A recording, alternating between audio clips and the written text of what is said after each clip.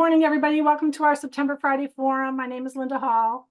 Our speaker today is Casey Burke, the Supported Employment Administrator for the Illinois Department of Human Services, Division of Developmental Disabilities. Casey began his career of service as a direct support professional at a rural Illinois intellectual developmental disabilities provider during his time as an undergraduate at Northern Illinois University. After receiving his degree from NIU, he held a variety of roles such as life skills instructor, case manager, trainer administrator, and director for several Chicagoland IDD organizations. Casey joined the Division of Developmental Disabilities in 2020 and has focused his efforts on quality enhancements to employment, support systems, expansion of provider capacity, collaboration with the Division of Rehabilitation Services, and HCBS settings compliance. Casey co-chairs the Employment and Economic Opportunity Provider Work Group and is a member of the statewide Independent Living Council, the Interagency Committee on Employees with Disabilities, and the Illinois State Youth Committee. He has been a great friend to Connected Community for many years, and we appreciate his willingness to share his time and expertise with us today. So please help me welcome Casey Burke. Thank you, Linda and Barb and the Connect Community family here.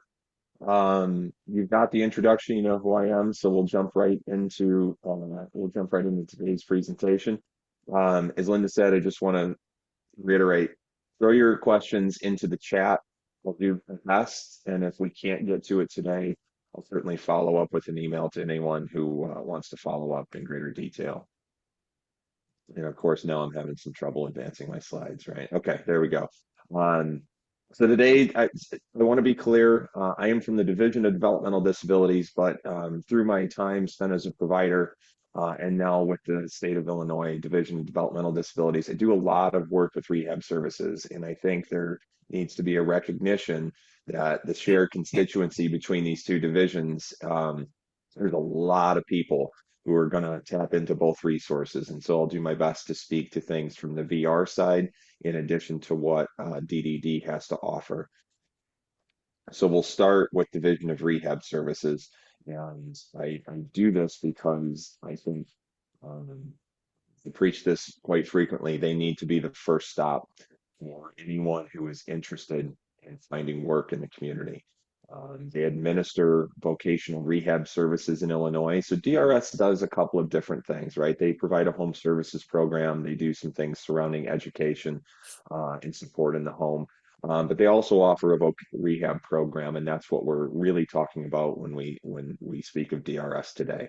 That voc rehab program is the first payer of competitive integrated employment services. And so if, for example, we're going to talk about having the waiver later, the Medicaid waiver. Medicaid waiver is the payer of last resort for a lot of things. Medicaid is not the first payer of services. So individuals who want to go find a job, they need to engage with vocational rehabilitation through doors. Should be the first point of referral for anyone who wants to get a job, keep a job, or transfer, obtain something new within a job. And so this applies to both people who are currently unemployed, they do not have a job, either people who have some work experience or who have never worked.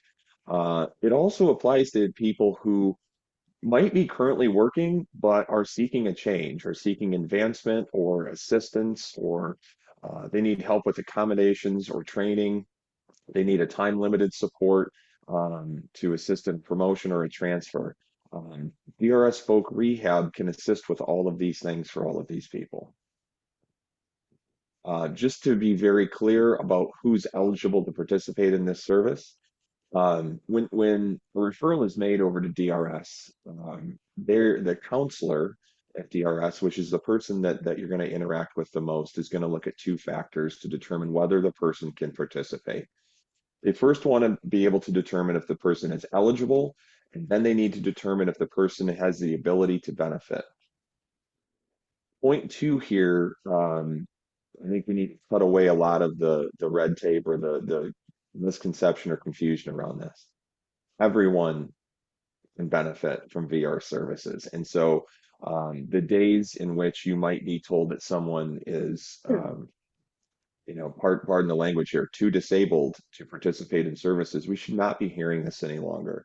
And so we really just need to be making a determination of the formal eligibility, which I'll cover on this slide. I know there's a lot of words here, but the essence of this is if someone has Social Security, SSI or SSDI, they are confirmed to have an existing disability and they are therefore presumed eligible to participate. And so if someone is receiving SSI benefits, they are eligible to participate in DRS services.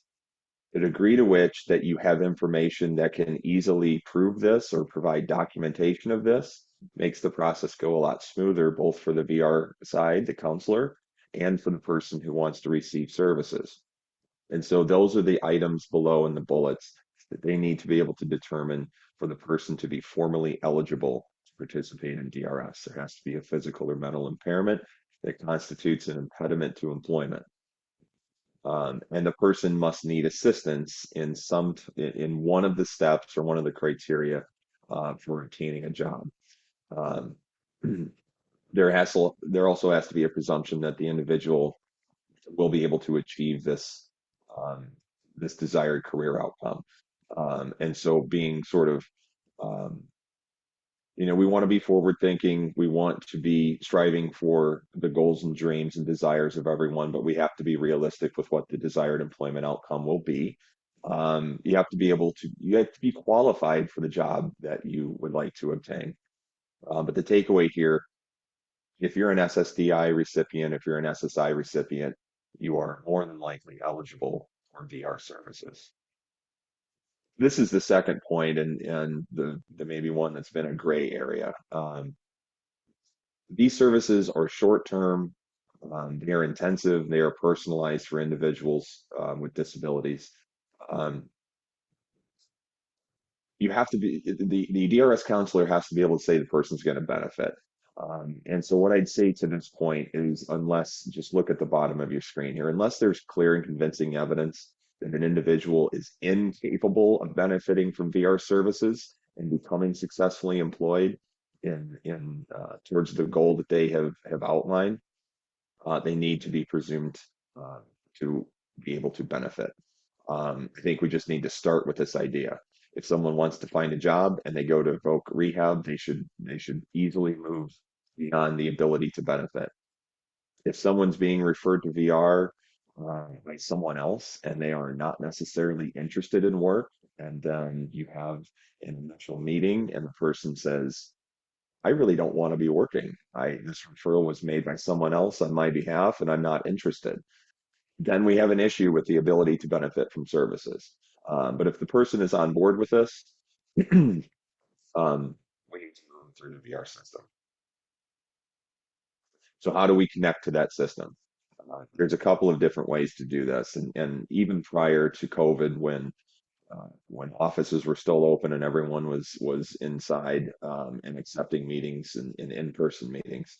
I always encourage folks to make an online referral. There's a portal in which you can answer a series of questions,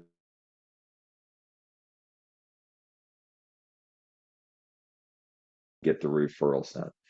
The referral would go to the VR office that's closest in geography to the address you enter.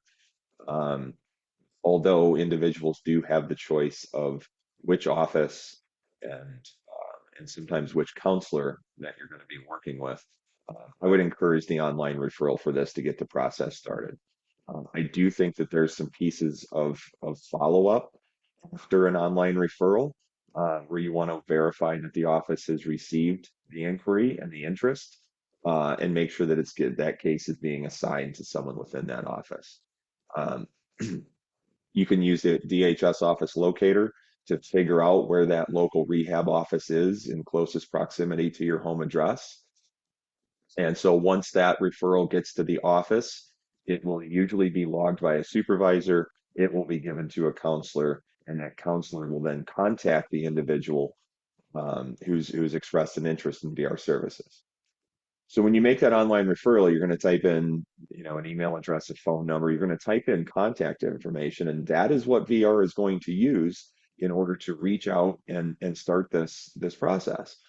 So I would very much encourage you to make sure that a phone number or any other contact information being entered is something that will be replied to in a prompt manner. Because if a referral is made and a counselor reaches out, they attempt to contact the person, and there's no response, the case can be closed for non-responsiveness. So we want to make sure that when we're submitting a referral, we've got good information in there, a phone that's going to be answered, an email address that will be responded to, and a correct home address.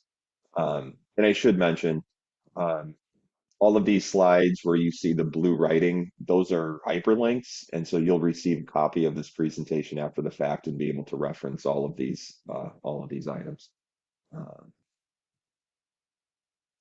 so as you enter VR and you're referred and you begin the process, I just wanted to outline a couple of the different programs, some of the more common supports that VR might offer individuals with intellectual and developmental disabilities.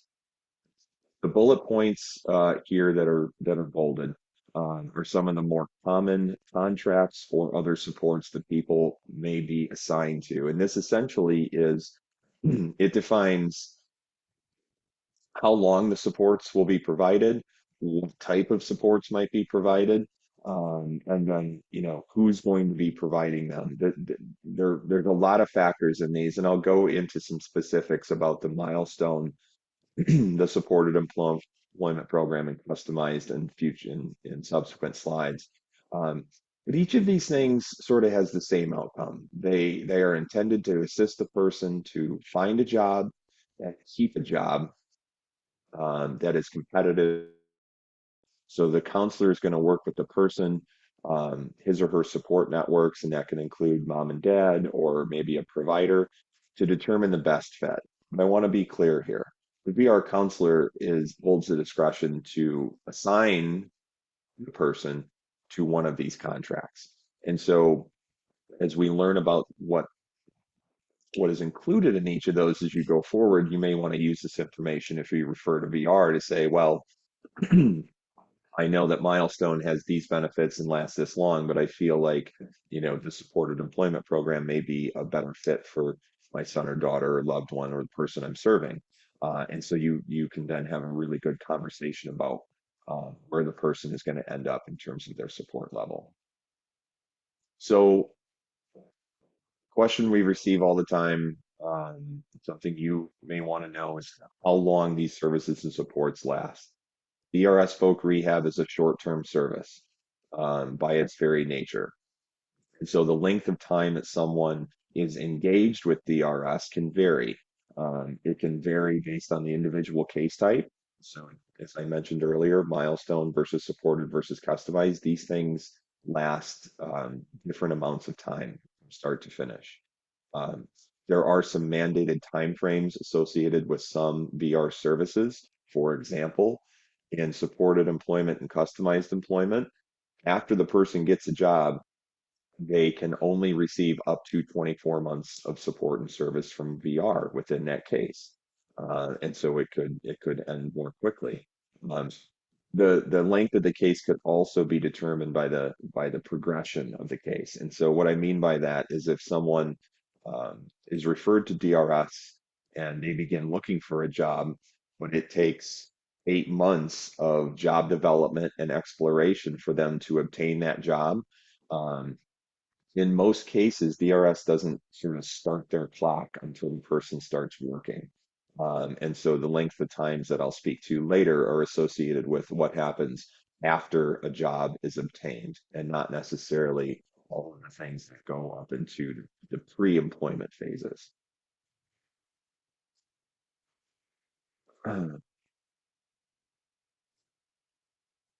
A little bit more about how long VR services might last. A case could be closed for really one of three general reasons. So, as we mentioned earlier, um, if a person declines services, is unable to participate in services, so if someone comes into the VR office for their meeting or has a virtual meeting with a counselor and says, I don't want to do this anymore, I am not interested in finding a job, that a case closure may occur.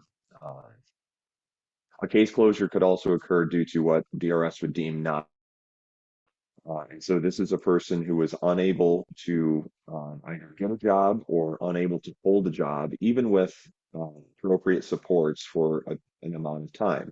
That amount of time can vary, certainly based on the contract, the person, a whole host of factors goes into that. And it shouldn't be that, difficulty at the outset would mean this person, we cannot rehabilitate this person.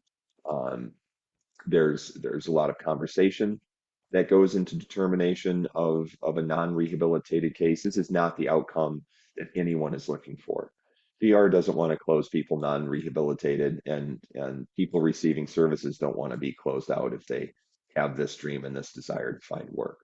And so what we're really looking for is the third bullet at the bottom. A case is hopefully closed due to successful achievement of the employment outcome, meaning they entered services, they got their job, and they spent the allotted amount of time with DRS. So looking at those contracts I mentioned earlier, the milestone, the supported, and the customized through DRS. You can see now that we've got a little bit of difference in the amount of time these would be open. Um, these are very generalized statements, and so there needs to be, if you have questions or you need to have a conversation about this with your VR counselor, I encourage you to do so. But a milestone classification is generally designated for people who have some type of work experience. They have held a job, um, they have interviewed, applied for, obtained, and held some type of competitive integrated employment in the recent past. And because they have this experience, a milestone case is typically only open for 90 days after the person starts working or achieves stability. And I think in most cases that's assumed to kind of start around the same time. But 3 months is a really, really short time frame for a lot of people who might need long-term or continued supports. And so individuals going into milestone should expect about 3 months of support from VR once they start. That is simply how the payments are structured within that contract. For supported employment and customized employment, the cases are much, much longer. Um, in both supported and customized, the individual would have to be designated as most significant. I put that in quotation marks because that is a specific definition that VR is going to use. People have to meet certain criteria in order to enter supported or customized by being deemed most significant in terms of their need for services. In supported, the persons move through 8 phases. There is a pre-employment phase and then 7 post-employment phases. Um, After employment is obtained, these services can go on for no more than 24 months. And in terms of those phases, I would say after employment, a phase would occur approximately every 8 weeks. And so you can see that after someone would obtain a job, you're looking at many, many weeks of support as you move through these phases. In customized, we also have to have the designation of the person being most significant. And in customized, we're really looking from someone who would benefit from a role that has been tailored or customized to their unique contributions and skills. And the easiest way that I sort of explain this is someone in customized employment would not be necessarily applying for an open position on a website at an employer.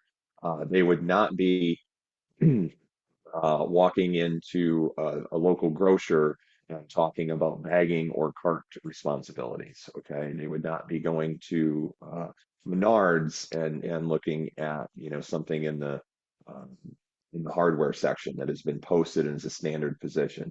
These positions need to be customized for the person, and oftentimes that entails a lot of discussion and customization and agreements between the person and the employer about developing a new role that is specific to that person.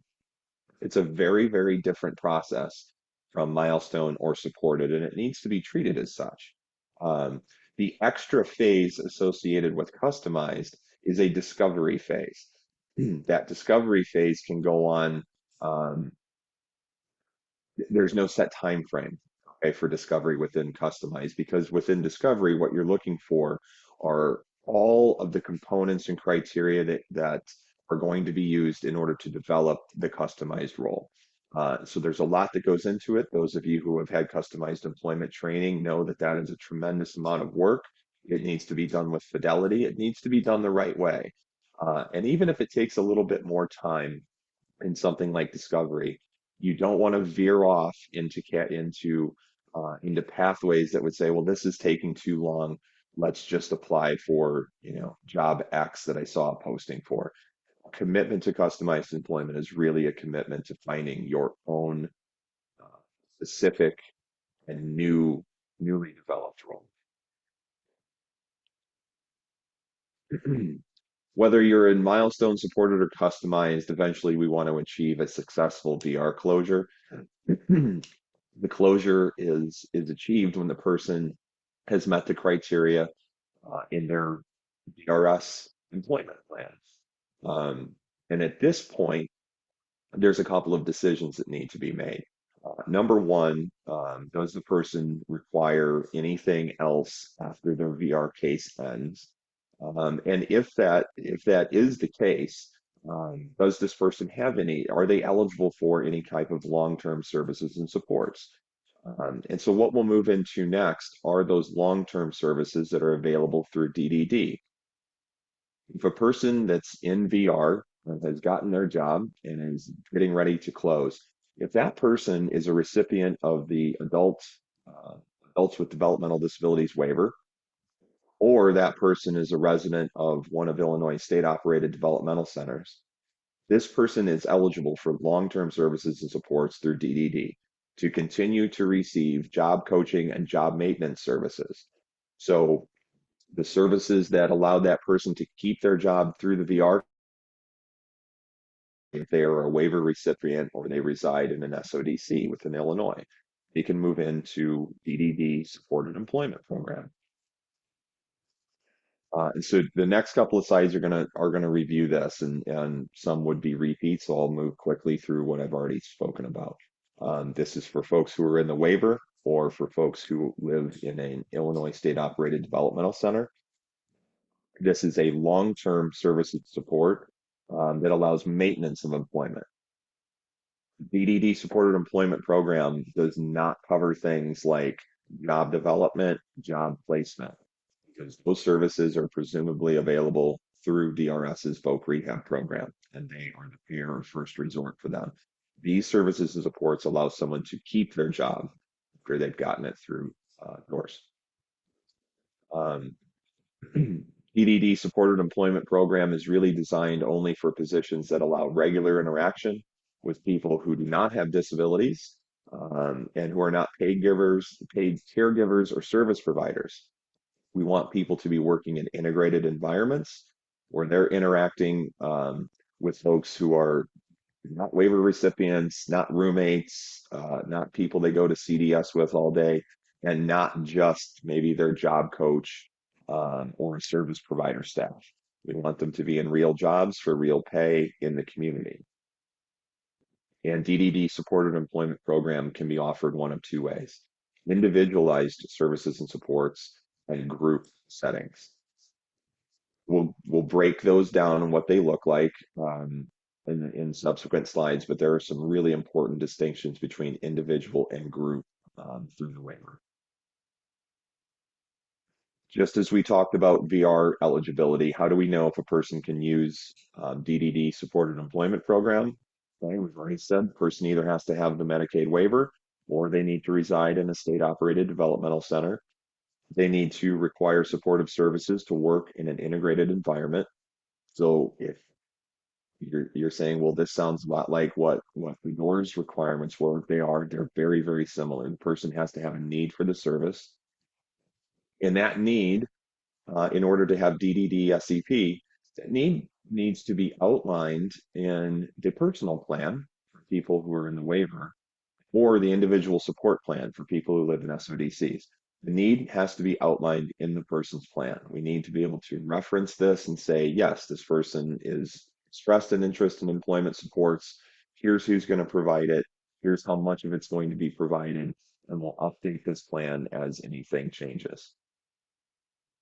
Um, the person needs to be currently employed in order to use this service. So, as I said, cannot be used for job development or placement when you're talking about waiver services or SODC supported employment. So we use VR to get it. We use this to sustain it. So the person needs to be working when they make the request for this service. And there's ratios associated with this service. Individualized supports, 1-to-1. For our group model, there's a couple of different ratios that we're going to be addressing there, but it is essentially a job coach or employment specialist with either a group of 1-to-3 or a group of 4-to-6. So the groups cannot be of any size. There needs to be a proper ratio for this to be supported. And those ratios then lead into how much the rates for the service are going to be. So how do we get this? How do we request this? Requests can be made at any time, assuming the eligibility criteria have been met. When requests are sent in, they have to be, I feel silly saying this, but there's enough that comes up where I need to reiterate this. They have to be fully complete, accurate, and submitted in a timely manner. Um, so how do they sort of flow? And we'll have an infograph with this. Um, the agency who intends to provide, say, the job coaching supports is going to make a request and send that to the Independent Service Coordination Agency. The Independent Service Coordination Agency will receive it and say, looks good, matches what we have in the personal plan, and they would send that on to the Division of Developmental Disabilities. I would get it, review it, and if everything is in place and appropriate, then we can immediately authorize that funding. For people who live in SODCs, the process is slightly different because they are not necessarily, their cases are not being handled by an ISC. They don't have a personal plan written by an ISC. And so it goes through the case manager. I would imagine that there's probably not a lot of folks on the call today who are in this situation, but I do want to make sure that people are aware that it's available for folks in SODCs. This was something that we put into place in January of 2024 to offer these folks long-term employment services and supports as well. There are certainly people in SODCs who can work, who want to work, and they are now afforded the same long-term services that people who are in our waiver receive. So this gets it. We're going to start to break this down now in between the individual and the group models. Uh, the services and supports available through DDD, through individual and group, are very, very similar.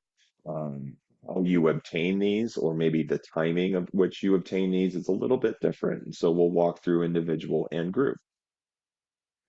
This is the individual model. This is a situation in which one person wants to find their own job at a community business, competitive wages, competitive access to benefits, integrated environment.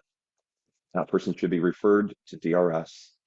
They're going to get their job and become stable in their job through DRS. So that could be milestone supported or customized. We move on to that person's case as being closed successfully, and they meet the eligibility criteria to come to DDD. So then the provider makes those referrals to the ISC. The ISC sends it to DDD, and we get the funding turned on. I don't mean to oversimplify this because there are certainly timeframes, there are certainly specific forms and things do have to be complete and accurate when they're submitted. But this should be a standard route for people to take if they are eligible for both services. Use DRS, close from DRS, move on to DDD. A little bit more detail about the individual code. I've said it once, I'll say it again. This is not for job development, or this is for maintenance. Excuse me. This is a 1-to-1 service that could include things like the bullets listed below. So these are things that an employment specialist or a job coach may be doing in the course of their service that they could then bill the state for, DDD, SEP, individual. Certainly job coaching, any kind of assistance with training on the job or retraining, any kind of assistance the person may need with accessing scheduling systems or scheduling software.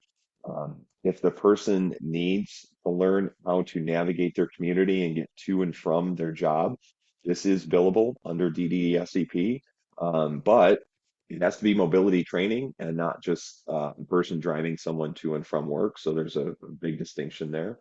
Um, Maybe something just as simple as helping the person have a conversation with their supervisor or coworkers, facilitating some communication, requesting reasonable accommodations. Anything that is a direct service that allows the person to maintain the employment with that employer would be eligible under this service as a billable service. And so this could come from a variety of staff members. Um, each provider organization may have a different name or designation for the staff that they send out to do these things. They could be an employment specialist, a job coach, job developer, business developer. The names are not important. It's just about really the role, and the role should be providing one of the services that is bulleted on this page in order to be in individual supported employment. And this is what recipients should be expecting to get from their provider organization. This talks a little bit about group now. The main differentiation with group services is that the person doesn't have to go to DRS. Division of Rehab would not generally recognize a group employment setting as a successful outcome. They want one-to-one, person gets their own job type of situations. So in group services, we do not require VR to be engaged first. The person can move into DDD SEP group without referral or successful closure from VR. Group is really intended to assist in individuals acquiring skills or becoming more comfortable with or exploring what kind of jobs they would like to be doing eventually in the community on their own. Group employment has to still be paid at competitive wages. It has to occur in an integrated environment, and it has to align with the services that have been outlined in the person's personal plan. The skills, desires, conditions of employment, the things that they want to do. And so DDD SCP group is typically facilitated by a provider. So, for example, provider X has a relationship with a local hospital. Provider X has agreed to send 4 people, 3 to 4 people, 3 to 4 days a week to the hospital to work in a certain area of the hospital. The hospital agrees to pay provider X for this service, and then provider X will basically supply the labor, 3 to 4 people, and they will help and assist those 3 to 4 people to perform their job in that environment. Um, in most cases, the people who are working in group are being paid directly by their provider. So there's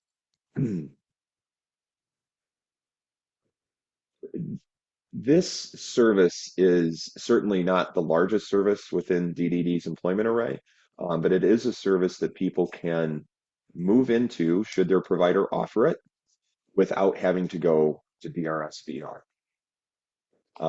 It is certainly not the first and preferred option. The preferred option is that anyone who wants to work should have their own job. But this is an option that a lot of people utilize as maybe a preparatory step or a supplemental step before they go out and hold their own employment. A couple of important notes about group models. Um, this cannot be used to support employment in a provider-owned or controlled location. So, for example, DDD SEP group cannot occur at a community-based service location. This has to occur at a community business, and that is something that DDD will check on before they authorize group for a particular location. It's a ratio-based service, as I mentioned earlier. So it's either a group of 1 to 3 people with a job coach or a group of 4 to 6 with a job coach. The idea here is that we're not sending 25 people out to be dropped off an employer work a shift somewhere. These are small groups, so there can be intensive oversight and individualized coaching. It should support the acquisition of skills and knowledge that lead to a successful transition into individualized employment or self-employment. And excuse me, it might supplement wages for some people. There's a fair amount of people in the state of Illinois who are in the waiver, for example, who have their own job in the community, but they perhaps that job is not, and the person really wants to be earning a little bit more, and their provider happens to have a group option. Individuals can participate in both individual and group. So far as they are eligible for this and they have requested this and DDD has authorized this. Um, so they could work 3 days a week at the local florist, and they could work 2 days a week through their provider at another community business site. And again, just reiterating, these services can occur in a provider-owned, leased, or operated setting. So we are not looking when we think of group, we're not thinking of, many providers have social enterprises or micro enterprises that are on site, or that are associated with their operation. They may have a car wash, they may have a bakery, they may sell flowers, they may do a whole host of things that are really cool initiatives. But these things would not currently be eligible for group because of language in our waiver and settings requirements. So just want to be very clear about that. Um, so we're going to transition away from DDD and DRS services in terms of contracts and waiver supports. And I just wanted to provide a really quick update to folks on a couple of grant initiatives each of the divisions has undertaken recently, and some of the outcomes that are associated with those grant initiatives. The first one I'll speak to is something that DDD offered, the Competitive Integrated Employment Capacity Grant.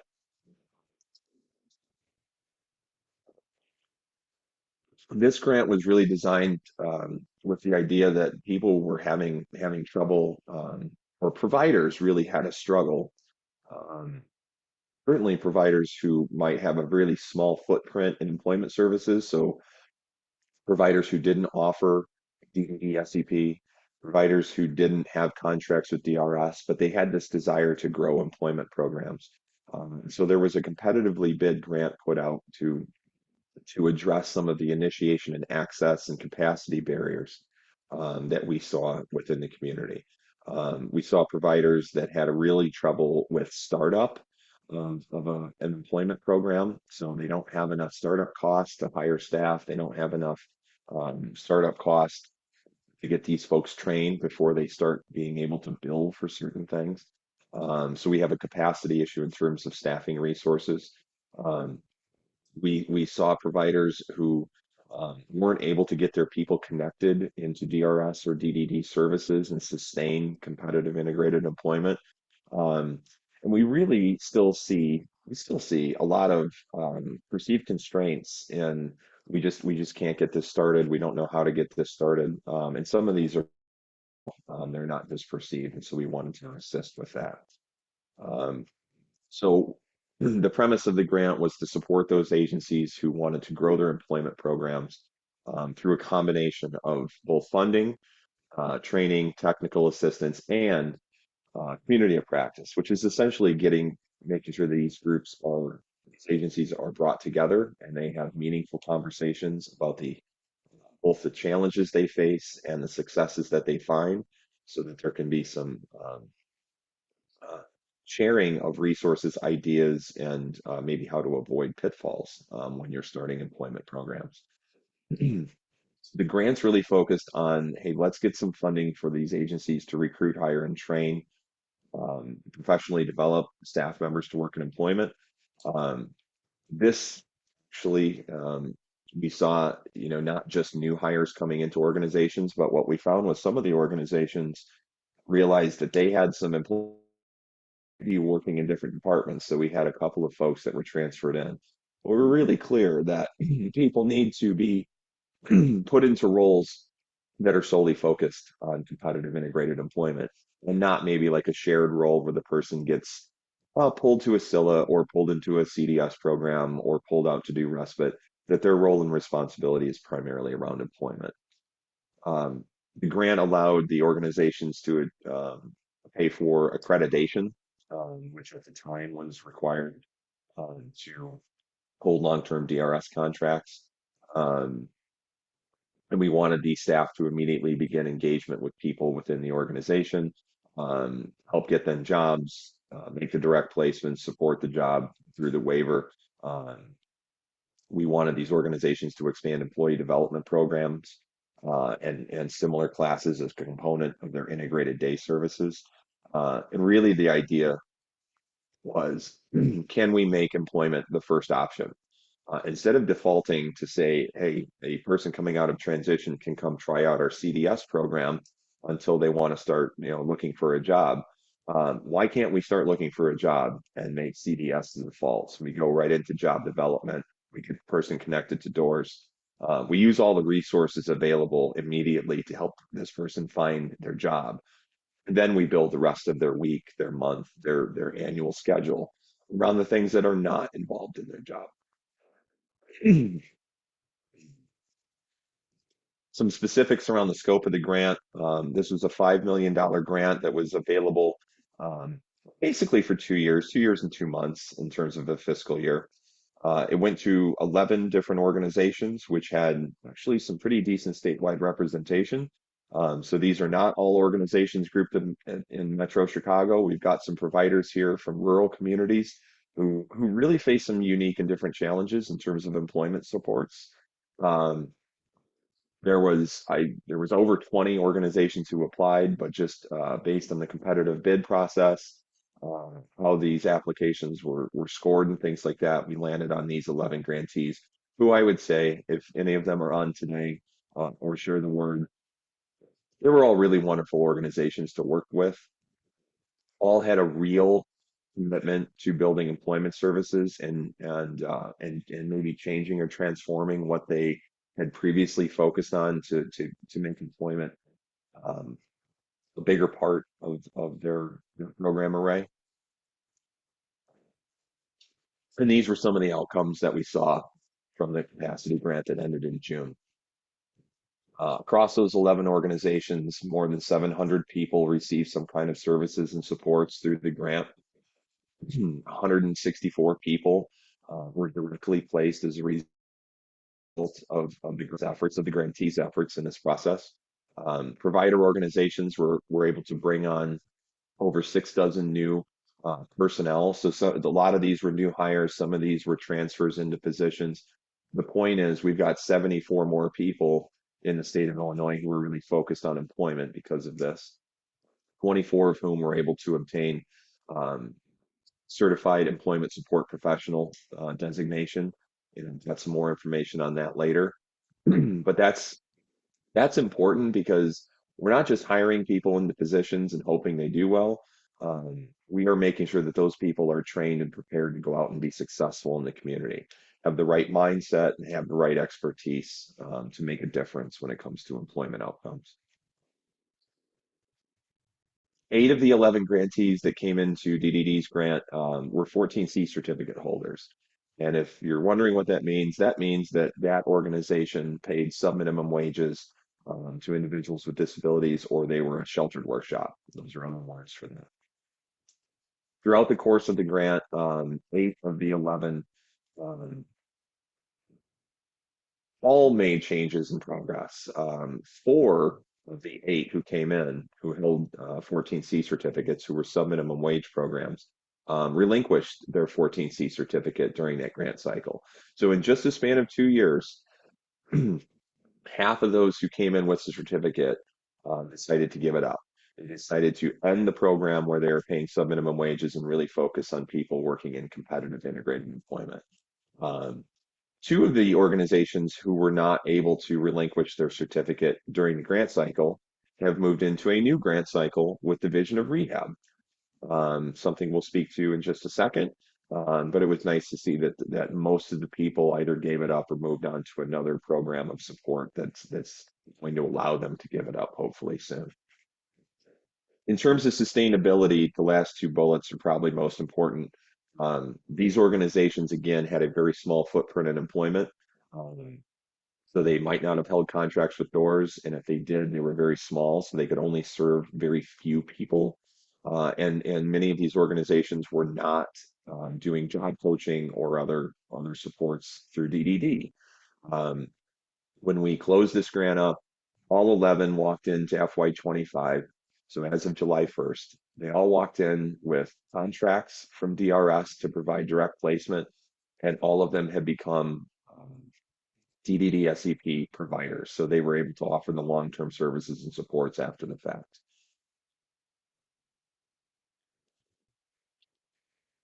In the previous slide, I mentioned the CESP. I just wanted to give a brief intro to what that is if you're not familiar with it.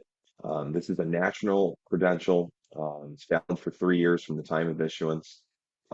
It does come with some requirements. The person has to have at least a year of experience in competitive integrated employment, and the person has to pass a written exam. So the benefit of the CESP is in conjunction with training, this is very different than training. This is not necessarily just sitting down, hearing someone talk and taking the flyers or handouts away from it. The person who's passed the CESP has sat for an exam that really verifies they have a base level of knowledge, and in some cases, a very high level of knowledge in certain areas of experience,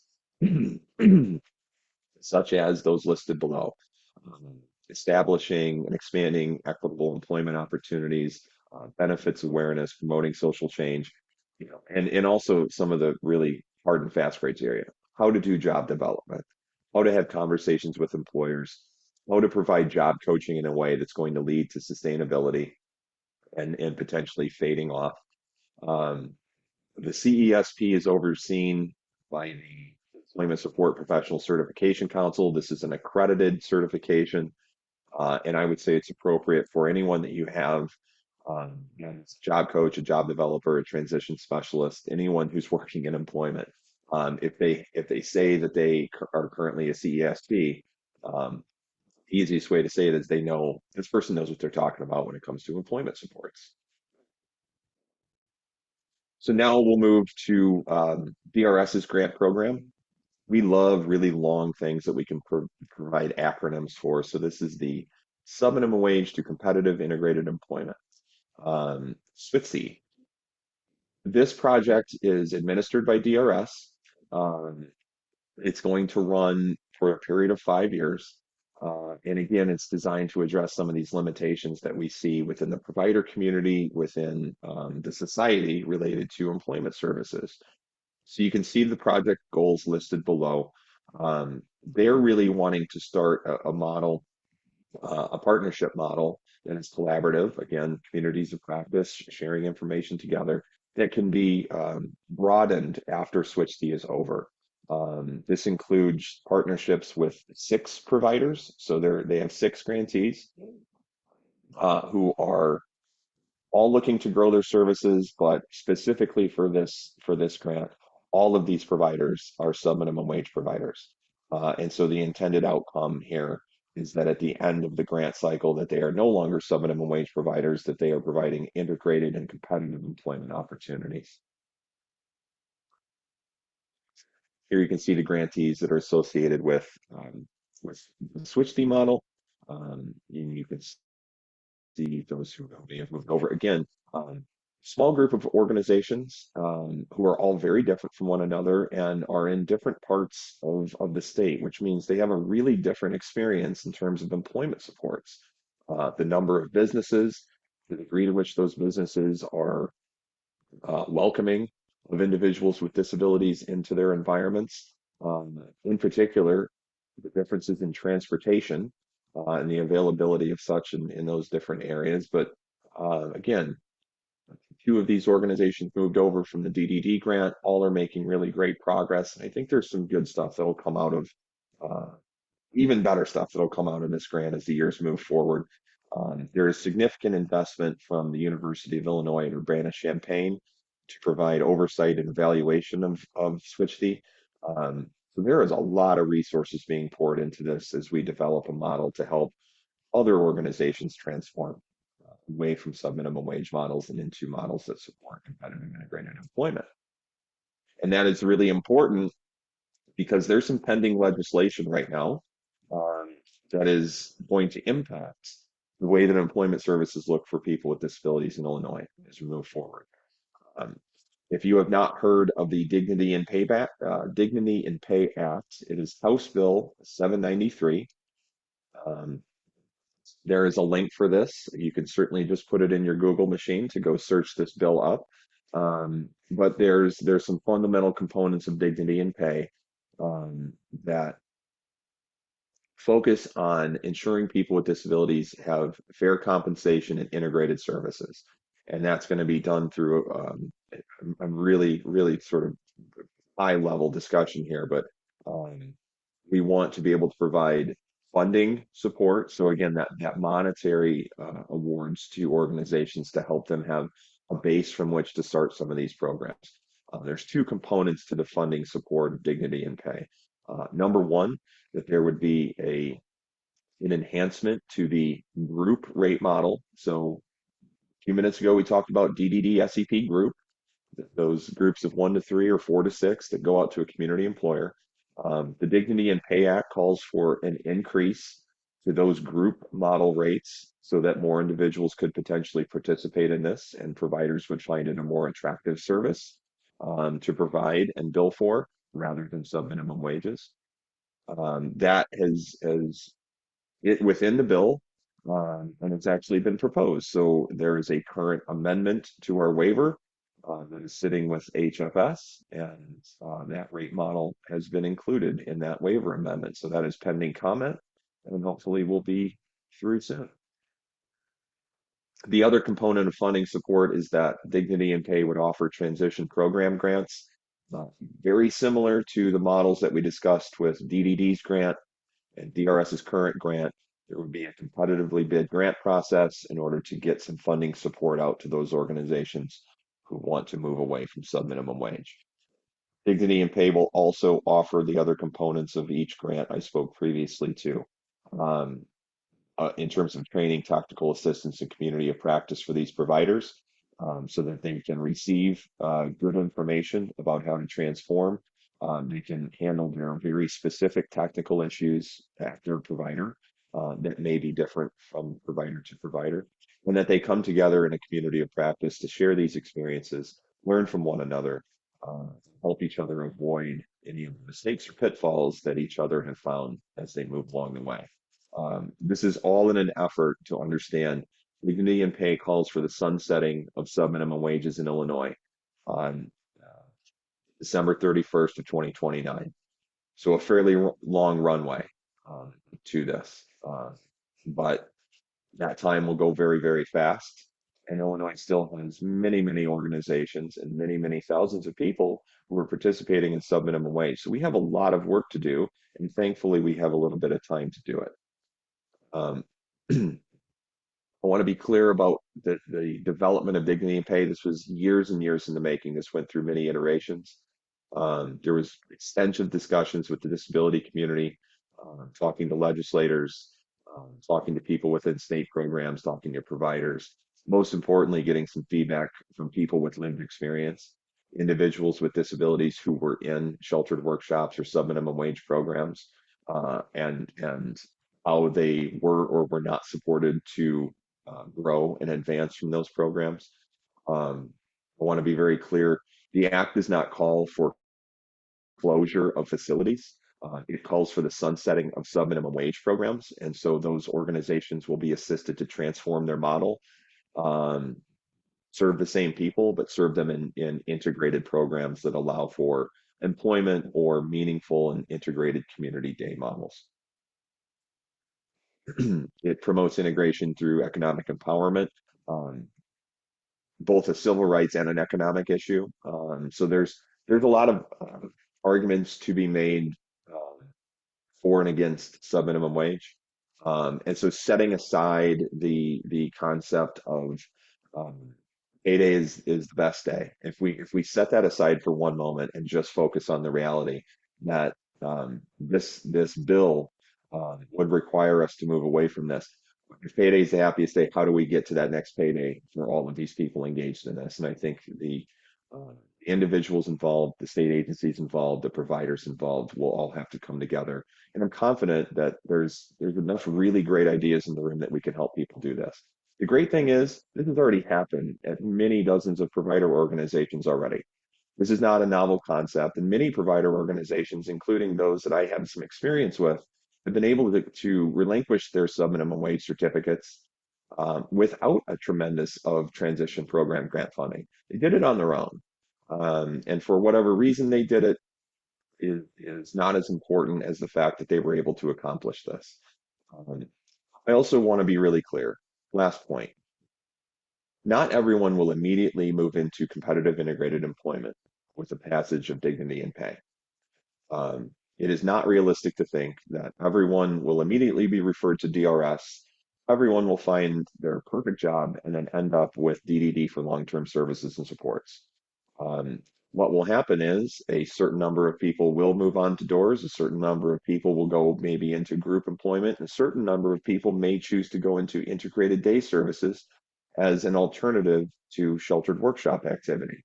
What would be important for me is that anyone who is earning money now and would like to continue to, that happen.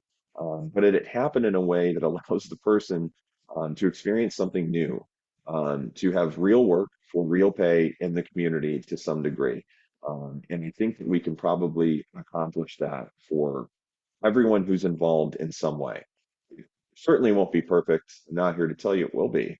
But it is a major step forward for a system that has relied on sub-minimum wage um, way too much for the last couple of years, as we've seen other states in our nation really turn away from this practice. Uh, just some more key points on it. The most important thing I think you need to focus on here is that the current amendment to the Dignity and Pay Act passed the House in late May. Unfortunately, it was a little too late to get pushed on to the Senate for a vote. And so the idea here is that this bill would be recalled for a Senate vote in the veto session, which happens in the fall. Basically, folks are going to come back together down in Springfield. There is support of this bill. It would be presented again and receive the requisite votes to move forward and pass the governor's office, who has already indicated uh, agreement with the concepts of dignity and pay. Multi-year plan for sunsetting sub-minimum wage programs, um, including the rate increases and transition program grants, involving a number of state agencies getting together, including the EEOPD task force, to make sure that data is collected, that this thing is basically administered in a way that offers fidelity, that we can verify what's happening at the provider organizations and provide assistance to these folks to make the transformation.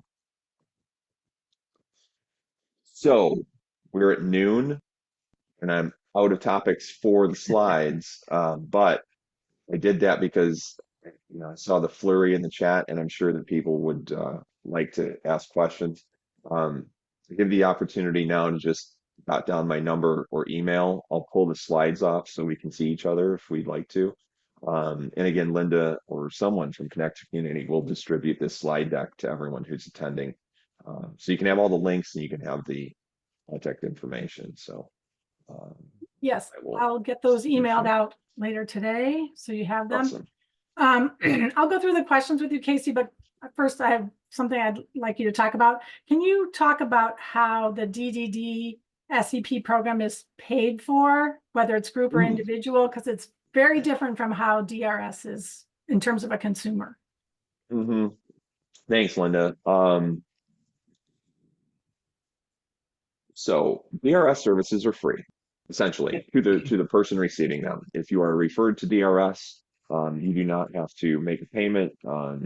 As a matter of fact, you would maybe even receive some payments for certain things throughout the DRS process. Things like purchasing they can assist with transportation. They may be able to help somebody buy a uniform, but essentially DRS, you're not going to pay out of pocket for any of those services. It is a free service provided by the state, supported by the federal government. For DDD SEP, this is a service that you would be purchasing.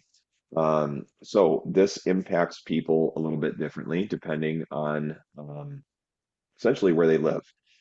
If you are a person that is living in a SILA, so 24-hour SILA or intermittent SILA, you're essentially living in a provider setting where you're some type of supports. Hopefully everyone knows what a SILA is. If you're not, I can go into that further. You're really not going to see any impact. The services from DDD SEP are a part of your overall award, and your provider organization, along with your ISC, along with you, would decide I want to spend this much time and basically spend this much of my award in these areas. This impacts people in home-based services very, very differently because what we know is individuals in home-based services have a set amount of money that they are going to purchase services from each month. These services could include case management, they could include nursing services, they could include personal support, community-based services, or supported employment. So it's critically important that anyone in home-based services understands, number one, what my fixed award is, what I'm receiving to purchase services every month, and then how much of that can be designated for each of these different programs.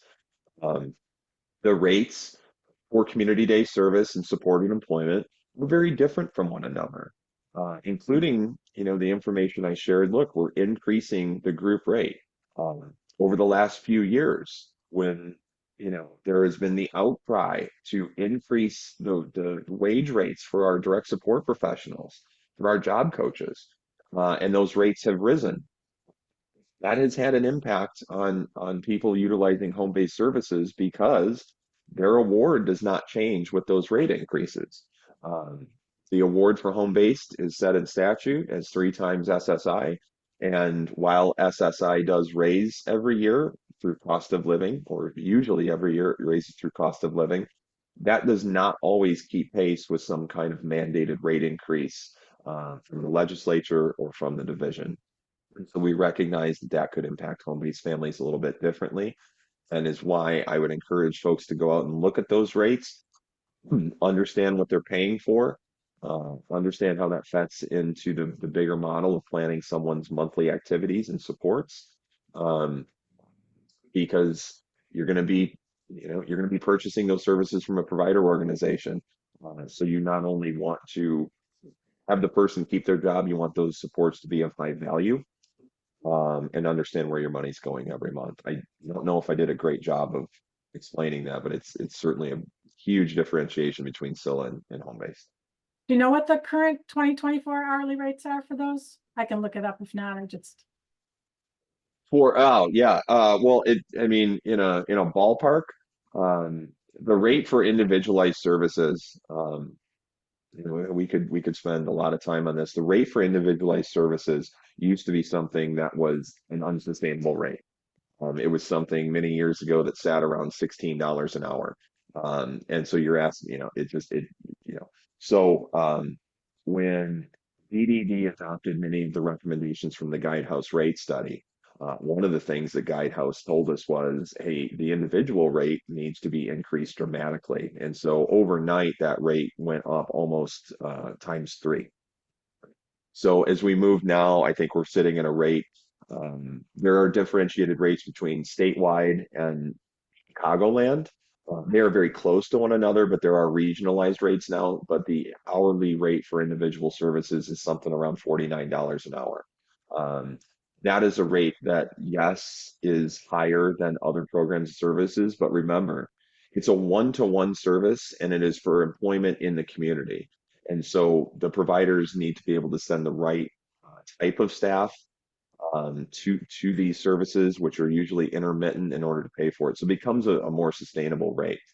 Um, the rate for the group models is a little different. So the larger group models is much smaller. You're talking about like $7-8 an hour, but that would be for up to 6 people. And so when you sort of compare what they look like, that becomes, basically a home-based family is only paying for their person. So that is a model that is affordable for the families in home base. and would be something that is sustainable for providers, should they adopt that model. The rate increase for group, small group though, what is called for in the waiver amendment as a result of dignity and pay. What dignity and pay called for the rate to increase. Now, bear in mind that bill has not passed yet. But I'll tell you that DDD is not necessarily interested in waiting for that bill to pass to get works. We would like to get these transition program grant funds out. We would like to make this. And so based on the language in the act, which called for a waiver amendment by January 1st of 2025, the current proposed amendment that's on HFS website right now has these rates in there.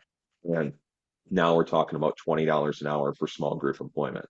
Again, incentivizes the provider. I do understand the impact that that may have to home-based families, although I would just say home-based families constitute a very small number of people who are participating in group employment. That bill has a focus on sub-minimum wages, and so predominant census of people in sub-minimum wage are people who are living in SODCs or living in CILAs. And so, we have the long-term supports available for them. Recognize the impact to folks in home-based, and we're certainly exploring ways to mitigate some of that. Thank you. Okay, so let's go through some of the questions. First one is, can an individual work with a Division of DD SEP without first going through Division of Rehab Services? And I'm guessing that was asked before I spoke to it. You can move into DDD SEP, into the group model without DRS, if you so choose. If you intend to, if you would like the individual model through DDD, you have to have a successful doors closure. You have to use VR services. You have to get your job. You have to sustain it throughout the course of the contract. And then you can request the long-term services after the fact. You cannot currently come to DDD and say, I want individualized services. I would ask you, do you have your doors closure? If you do not, you need to go back to doors and get that. So big encouragement. Don't go out and find your own job and expect to receive waiver funded supported employment if you avoid DRS. The only way to currently get DDD one-to-one is to have a successful closure from DRS. Okay, is there any work being done at DHS DRS to simplify the process for community employment funding? What at one time was a straightforward system for funding community employment has gotten quite convoluted over the years, making it much more administratively intensive to manage. So much more paperwork for billing and reporting takes time away from working with the individuals we serve. Yeah, so I think maybe what Joni's alluding to is some of the billing through the DRS system because there are different contracts, like milestone, supported, and customized. There are going to be different billing sheets for each of those. Recently, the rates changed for each of those, and so how you sort of track and manage those things is an organizational decision about where that information is kept and how for accounting side doing it, as your director doing it. Those are all decisions organizationally that people have to make, and there does have to be some differentiation when there is differentiated contracts through doors. The billing systems through DDD is the same. It's really the same as it's been, although there's been some modifications. You're really just billing the ROC system for the appropriate funding code. And so, for example, DDD SEP individual, one-to-one service through the waiver, you would bill the appropriate numbers of funding code 36U in your ROC billing every month. So that necessarily hasn't changed. DRS has had to adapt theirs in order to match the differentiation of services. And I would just personally say, I think the differentiation of services outweighs the value of having differentiated services like milestone versus customized, outweighs maybe having an extra billing sheet. But it can be a little bit more labor intensive for folks having to track it if there's not a good system in place. Okay, how does the DDD SEP program find appropriate people to provide those ongoing supports? So this would come from each of the provider organizations. Provider organizations can choose to offer an array of services, right? Providers might have a SILA program, they might have community day programs, they might have children's foster care, they may have a whole host of programs they offer. One of the things they can choose to offer is supported employment. And if they do that, they would need a group of staff to administer or provide those services. So they would be hiring people with the designation of employment specialist or job coach. Um, so it's not that the state finds these folks, it's that each provider organization hires staff to deliver these services, just as they would in a community-based service model. They would hire a DSP, they would assign the DSP to a location, that DSP would work with a number of individuals there or in the community. The same concept with SEP. Provider organization would hire a job coach. They would give this job coach a caseload of people that they may be working with once they're trained and certified, and they would hopefully be able to retain these people and in their employment program. So Casey, the individual or the family of the individual would reach out directly to a provider to initiate that then? Okay. Yes, yes. So, and one point of clarification, personal support workers cannot bill DDD SEP. So, you know, this needs to come from a provider. It needs to be billed through a provider who is registered with Impact and has the Medicaid billing aspect down. So, provider organizations hire these folks and deliver it. So, if you're interested in these services, I'd encourage you to go out and look at your providers to say, do you offer DD SEP? There is a link on our webpage where I list every organization who currently provides this service. I also add in whether or not that provider has a DOORS contract, and if they do, what kind. So people can have some information going in about, all right, these are the providers in my universe that offer the long-term services support after the fact. So which one of them maybe has some of these DRS contracts? The idea is like, we want consistency.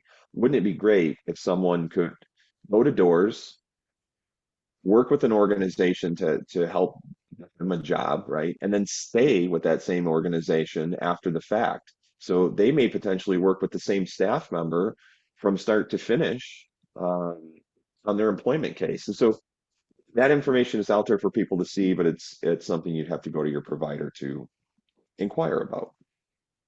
So this is related, I think, but how are staffing shortages within DDD provider agencies or DRS impacting the provisions of these services? I mean, are there significant wait lists? What are, similar to date programs?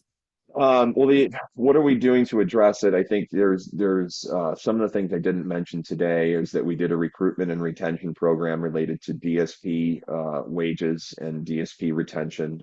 We have raised the wages, the direct wages for DSPs over and over the past couple of years. I mean, the amount of dedicated wages going to direct support professionals are higher now than they ever have been. It needed to be. Minimum wage has increased in the state of Illinois, and it becomes more expensive to live. But those wages have gone up and up, which again, sometimes puts pressure on people in home-based who might not have as much spending power as they did in previous years. But the truth is, those wages are going up through legislative mandates or otherwise. But I think that's one thing. You need to be able to pay appropriately for it. The other component is just how do you keep these people? Once you have hired and recruited and onboarded someone, can you keep them within the program? And it gets to the quality of the individual provider, what they offer their staff in terms of not just wages, but setting and values and mission and what the organization's feel is and how those staff feel supported. So a lot of factors that go into the shortages that I think we see, that I know that we see. There are some efforts underway to mitigate some of those things, but some of it comes down to the individual provider and their culture and how they can retain staff members. Okay, so one of the bullets under the DDD supports was intermittent job coaching. Have you ever encountered, sorry, I just switched to my thing.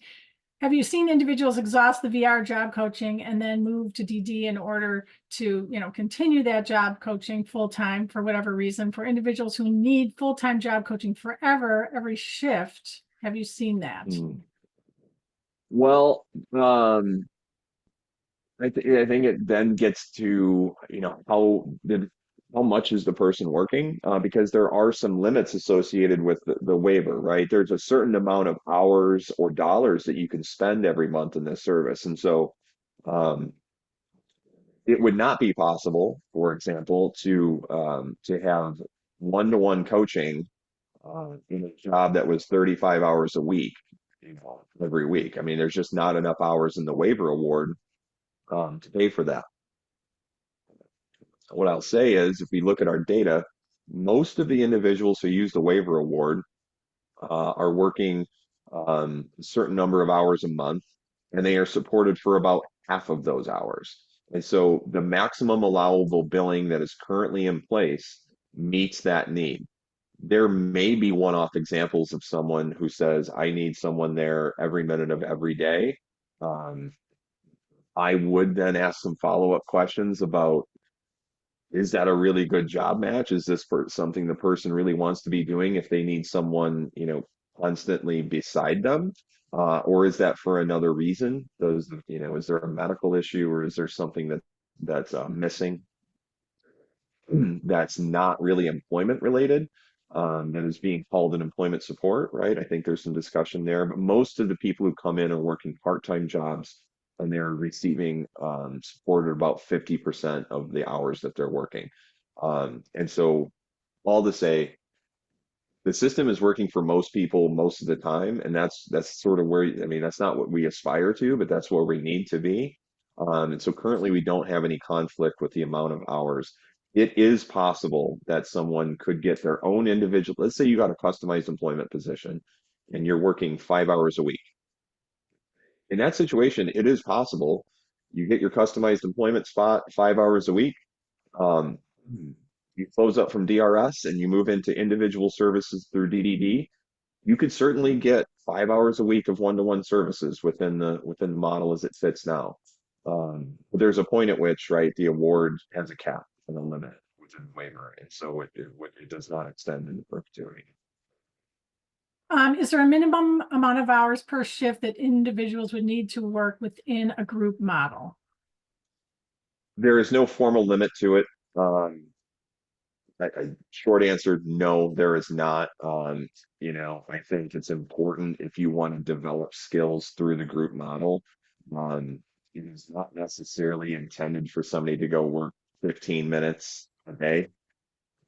We are trying to develop skills in a routine and unique capabilities that's going to allow the person to advance to individualized employment.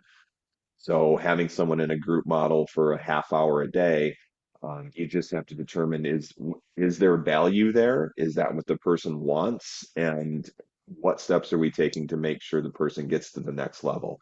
Group employment should not be an eternal destination. We do, the idea is that you're not just working in a group model for the next 40 years, but that you're acquiring something that you can use to move on to the next step. May not happen for everyone, and it won't happen at the same pace. Um, but while there's no floor to those hours per shift, the concept needs to make sense in terms of what's in the personal plan and what the person's goals are. Okay, my son has a contract with DRS via JCFS in Lake County for customized employment for a part-time job for the past 15 months with no success yet. We have been active participants. Do you have any other suggestions for us? Yeah, I don't want to tread into waters with specific providers. I think if it indeed has been well over a year without success, I'm quite certain, or I hope, that conversations have taken place between yourself, your son, the DRS, or and the provider about what can be done to change or adapt the tactics or the strategy with the case. Um, I'd be happy to speak with you one-on-one, Kathy, but I think that conversation really needs to go back to the key components of the VR case, which is the counselor, the provider, and yourself and your son. Okay, are the ISDs well versed in DD step provider services and which ones are doing it, particularly in northwest suburbs? I think you covered that. There's a list somewhere. Yeah, the ISCs are the folks writing the plans, and they are hopefully aware of what's happening. Actually, earlier this week on the 10th of September, we did DRS and DDD did a joint training that included providers and personnel from each division, but was really also widely open to the ISCs. We had great representation from the ISCs. I think with anything, you'll find folks who uh, know a lot and are experts and who may have been around for a long time and sort of get the system, and you'll have new staff who are coming on board who might not be aware of all the options. It's why things like Connect to Communities educational seminars are so important, that you can walk in as an informed person. And if someone's missing a piece of information, you can help them understand that or point them to the right reference point. But we do attempt to get this information to our ISCs, and we just had our annual training with them earlier this week. There was like 340 people on that call, and a a very good number of them, a good percentage, were our ISC partners. So if someone has home-based, not agency model, then they have to move to the agency model first with an agency that does support employment, and then they can get help. Yes, ma'am. Yep. You'd have to work with an agency who offers supported employment and who has a job coach who can provide. But if you have home-based waiver, you don't have to switch. You're not switching anything. Just so people understand, you can be your own. You don't have to be using an agency through your home-based in order to access this. You just need to contact the agency, and you pay for it as part of your home-based waiver. Hope that Correct. if you have You further said it better questions, than, yeah. yeah, Great, if you have great questions, job. Donna, you can email me. I tell you what to do. Why do waiver-funded individuals need a closed DRS case to get individual SEP? Isn't beneficial to all parties if they find their own job? Well, so it can be, and there's a lot of folks who can go out and find their own job. I just think there's a free service in place, a professionalized service to assist individuals with disabilities to do this, and that is the criteria that we use to award the individual model. Um, there has to be some kind of stipulations built into the system. So if they went and found their own job 10 years ago, and they need support and assistance now, rather than coming to DDD and saying, I need, job coaching, that person needs to engage with VR and figure out what's happening at that job. Do we need support there? Do we need to find a new position? Use the free service first before you have to use a paid service in order to receive these long-term services. I missed what Casey said about a link on the DRS website to find providers who have both DRS and DD contracts. Could you please repeat? Yep. There's a list on the DDD website. I will try to pull it up while I'm talking and put that up. It includes all providers of DDD SEP supported employment, and along with information on whether or not those providers have contracts with doors. One little asterisk is that this is pre FY25. So this is information that's on the website now that was last year. It has to be updated. It does take a little bit of time sometimes to get things updated. It will be updated soon. And if anyone has questions on who does this, I can send you a new list personally. If you want to send me the link, I can send it along with your PowerPoint when I send it, if that Oh, works. perfect. Okay. Yep. If an individual currently receives DD SEP support but decides to switch job without going back through DRS support, can they continue to utilize DD SEP? They can. I think yes, they can. And what we would do, one of the things I didn't mention, annually, we look at all currently active SEP awards through DDD. So we do what's called a revalidation. We ask that anyone utilizing the service, anyone currently authorized for the service, send in information to the division about the person's employment. We're essentially using the same two forms that you initially requested with to capture new information. And so if someone was working at Portillo's and now they are working, across the street at the Brickyard, and a request or a questionnaire could be submitted saying, this is a new job, new hours, new supervisor. access to benefits, everything that we capture in the questionnaire would just be a new employer.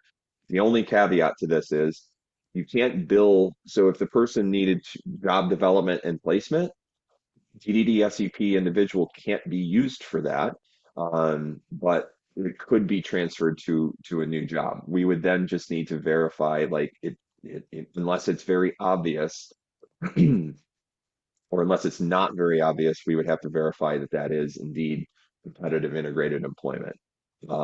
So in some cases, people do change jobs. You can't bill the waiver for the new job development, but you can provide coaching services after the fact.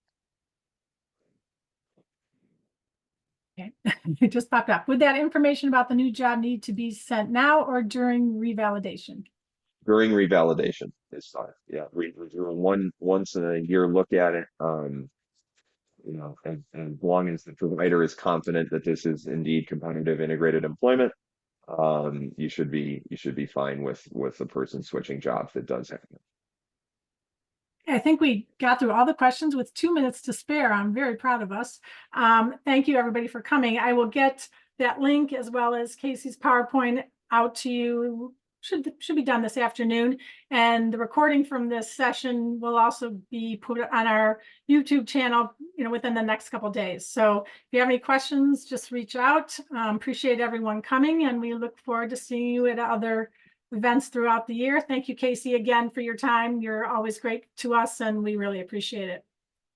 Thank you. Thanks, everybody. Bye, everyone.